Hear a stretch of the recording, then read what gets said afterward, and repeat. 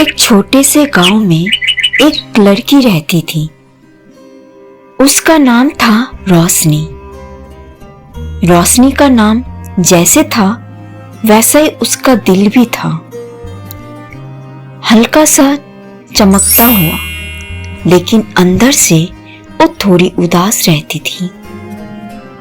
हर साल जब लेंट आता उसकी मम्मी फास्ट करती, चर्च जाती और बोलती, ये 40 दिन दिल को साफ करने के दिन होते हैं।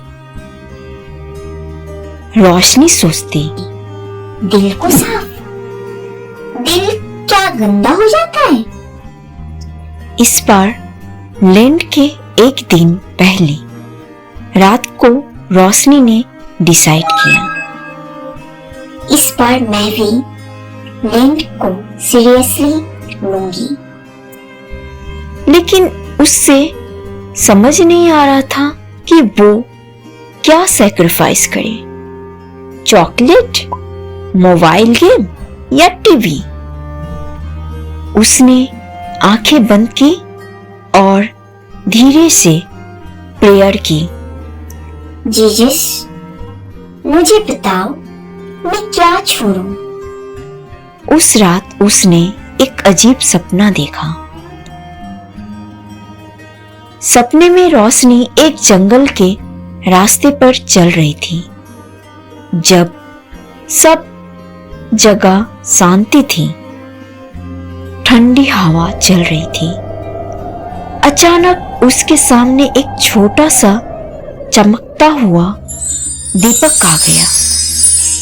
दीपक बोलने लगा, हेलो रोशनी। रोशनी डर गई। तुम कौन हो? दीपक मुस्कुराया, मैं तुम्हारा दिल की रोशनी हूँ। मैं तब चमकता हूँ जब तुम सही फैसले करते हो। रोशनी हैरान, पर मैं तो कुछ खास नहीं करती, इसलिए तो मैं इतना छोटा हो गया हूँ। रोशनी ने देखा दीपक सच में हल्का सा बुझने वाला था। 40 दिन का जंगल। दीपक ने कहा, ये जंगल लेंट के 40 दिन है। हर दिन एक कदम है। अगर तुम हर दिन कुछ अच्छा करोगे, मैं बड़ा होते जाऊंगा।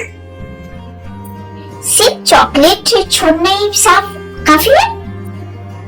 हाँ, सैक्रिफाइस सिर्फ चीजों का नहीं होता। कभी कभी गुस्सा, जलन, कंप्लेन करना भी छोड़ना होता है। रोशनी ने सोचा। उससे याद आया कैसे वो अपनी छोटी बहन पर जल्दी गुस्सा हो जाती है, कैसे वो कभी कभी मम्मी की बात इग्नोर करती है और कैसे वो दूसरों से कंपेयर करती रहती है। शायद लेंट का मतलब सिर्फ चॉकलेट नहीं, कुछ और भी है। पहला दिन गुस्सा छोड़ना। अगला दिन एश वेडनेसडे था। चर्च में फादर ने कहा, Repent and believe in the gospel. रोशनी घर आई। बहन ने उसका पेंसिल बॉक्स तोड़ दिया। उसका गुस्सा फटने वाला था, लेकिन उसने जंगल का दीपक याद किया। उसने गहरी सांस ली और बोला, कोई बात नहीं। उस रात सपने में दीपक थोड़ा बड़ा हो गया। दूसरा दिन मीठा नहीं, मीठी बात। रोशनी ने डिसाइड किया, मैं चॉकलेट नहीं खाऊंगी। लेकिन स्कूल में सब फ्रेंड्स चॉकलेट खा रहे थे। उसका मन हिल गया। तब उसने सोचा, मैं चॉकलेट नहीं खाऊंगी, पर मैं मीठी बात जरूर करूंगी। उसने एक उदास लड़की को स्माइल दिया। होमवर्क में हेल्प की। उस रात दीपक और चमकने लगा। तीसरा दिन रोशनी को लगता था मेरी लाइफ बोरिंग है, दूसरों की बेटर है। उस रात जंगल में तेज आंधी आई। दीपक हिलने लगा। दीपक बोला, जब तुम कंप्लेन करती हो मैं कमजोर हो जाता हूँ। और मेरी प्रेयर्स का जवाब क्यों नहीं मिलता? हर जवाब तुरंत नहीं मिलता। कुछ आंसर्स दिल को स्ट्रांग बनाने का बाद मिलते हैं। रोशनी चुप हो गई। बीच का सफर 20 दिन बाद। अब रोशनी बदलने लगी थी। वो रोज 5 मिनट एक्स्ट्रा प्रेयर करती। अपने पॉकेट मनी का थोड़ा हिस्सा एक गरीब आंटी को दे दिया। मम्मी की हेल्प करने लगी बिना बोले। उसे लगने लगा मैं खुद को हल्का महसूस कर रही हूँ। जंगल में दीपक अब एक बड़ा लैंप बन चुका था। अंधेरा दिन। एक दिन रोशनी का टेस्ट खराब गया। उसने प्रेयर की थी, फिर भी मार्क्स कम आए।